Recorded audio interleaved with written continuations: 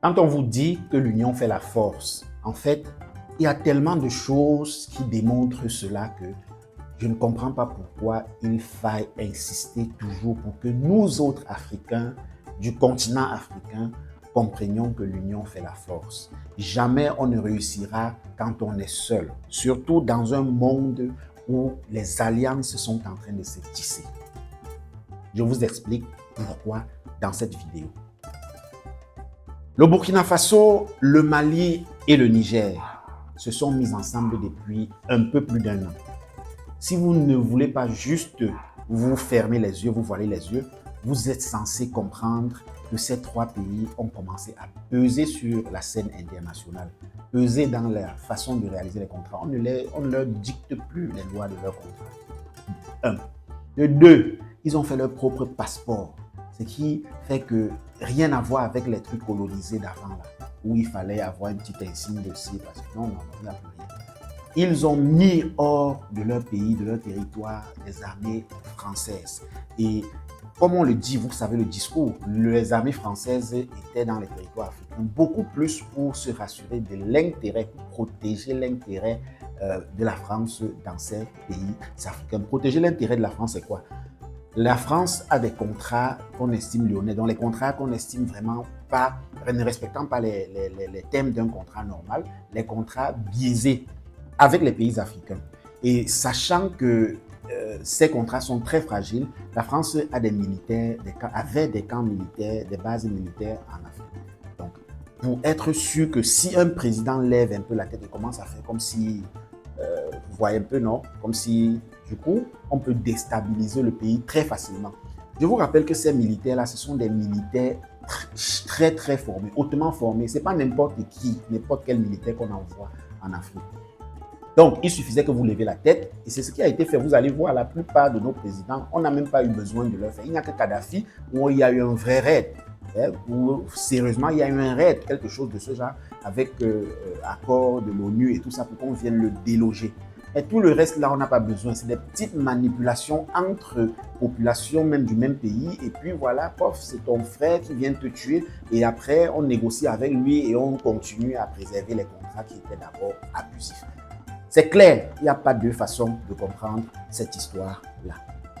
Burkina Faso, Mali, Niger se sont mis ensemble. Ils opèrent de la même façon. Si le Burkina Faso dit France dehors, Mali dit France dehors, Niger dit France dehors.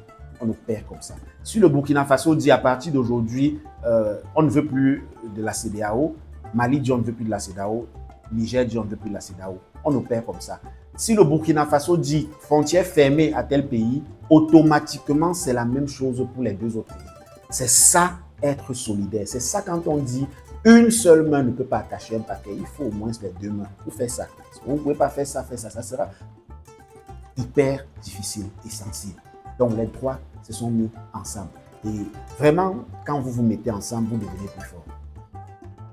Vous connaissez ce qu'on appelle l'espace Schengen. Vous connaissez bien, vous connaissez. Voilà. Ils se sont mis ensemble pour les besoins économiques. Et voilà, vous connaissez l'espace Schengen, vous connaissez comment il parle d'une voix. Et quand on dit passeport Schengen, c'est passeport Schengen. Si un seul des États est en discorde avec votre pays, tout l'espace Schengen, vous n'avez plus accès. Vous comprenez? Ça, c'est ce qu'on appelle la solidarité étatique.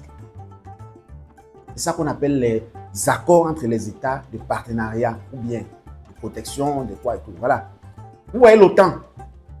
Ils se sont mis ensemble et vous voyez que depuis des années déjà, on ne fait que parler de l'OTAN. C'est l'OTAN qui fait, c'est l'OTAN qui est le roi du monde en fait. Oui, c'est l'OTAN le roi du monde parce qu'on chante, on danse la musique au rythme des appareils de l'OTAN. Maintenant, Donald Trump est sorti, vous voyez comment ça fait, après qu'il est sorti, il devient un peu récalcitrant et il menace de sortir. Vous voyez comment est-ce que les autres pays de l'Europe, l'Angleterre, de l'OTAN, je veux dire, l'Angleterre, la France, l'Allemagne, essayent de se remettre ensemble pour ne pas paraître faibles. Ils se mettent ensemble. Emmanuel Macron a convoqué une réunion où il a appelé les forts de l'Europe, les gens qui détiennent la force militaire dissuasive, pour qu'ils puissent parler ensemble et rencontrer Trump. Ça, depuis quelques jours, Emmanuel Macron a commencé à rappeler que la France aussi a le nucléaire. Vous voyez, tout ça, c'est pour rappeler au monde que nous, on reste debout. Et ça, c'est en montrant qu'on est unis. L'Europe est unie. Je vais poser une question toute simple. L'exemple du Cameroun, par exemple, depuis des années que Boko Haram attaque et fait mal au nord. Boko Haram fait mal au nord. Quelle est l'alliance que l'Afrique a faite pour pallier à ce Boko Haram? Quand je parle d'Afrique, je peux même juste le limiter au niveau limitrophe. Boko Haram, c'est à l'extrême nord du Cameroun. À l'extrême nord, on a le Tchad, on a le Nigeria, voilà. Donc, il y a ces pays-là.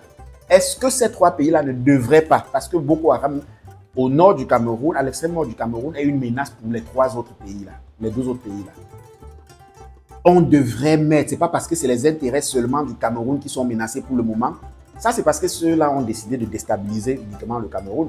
Il suffit qu'on décide de déstabiliser. Tant que vous laissez Boko Haram grandir et se performer au nord du Cameroun, rassurez-vous que si on veut déstabiliser le Tchad, on oriente juste les membres de la secte islamiste Boko Haram vers le Tchad et puis c'est bon, on a déstabilisé aussi le Tchad. Déstabiliser ne veut pas dire qu'on va faire que vous allez tous mourir, non. Mais vous voyez que depuis des années, vous mobilisez de grosses ressources et de grosses ressources militaires et personnelles et tout pour pallier à ce problème-là. Et ça ne finit jamais. Même chose pour le Nigeria. Mais parce que vous attendez toujours que ce soit arrivé à votre porte pour que vous compreniez que l'union fait la force. Ça, c'est un premier aspect.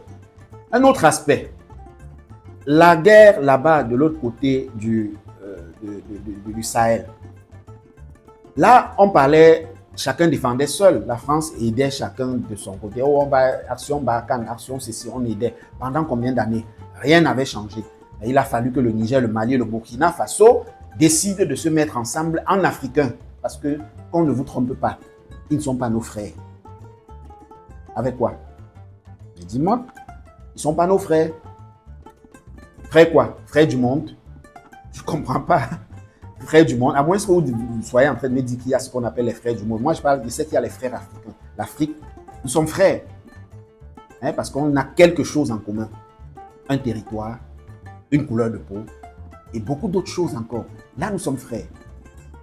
On était unis avant. C'est la conférence de Berlin qui est venue. Il y avait de très grands territoires, de très vastes territoires. Quand on commence du Congo, Ghana, Nigeria, Cameroun, Tchad, Gabon, tout ça c'était un seul territoire. Un seul territoire. Berlin est venu découper afin de fragiliser. Mais qu'est-ce que ça nous coûte? Je pense que l'AES nous a montré qu'on peut se décision personnelle en Afrique sans besoin d'écouter les autres, se remettre ensemble. Mais qu'est-ce que ça coûte? On a créé l'UA, l'Union africaine.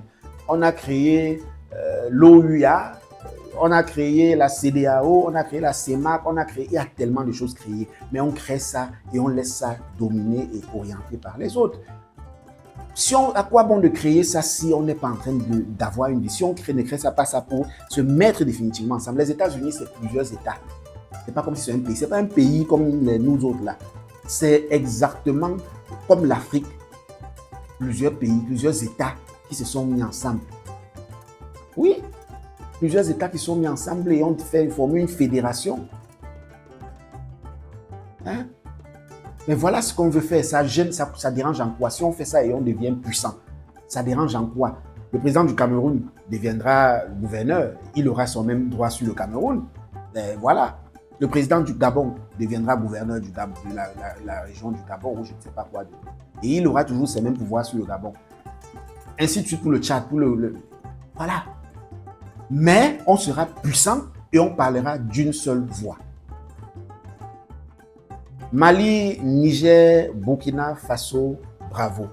Bravo pour ce que vous faites pour l'Afrique. Parce que pour le moment, c'est encore au niveau de vous trois.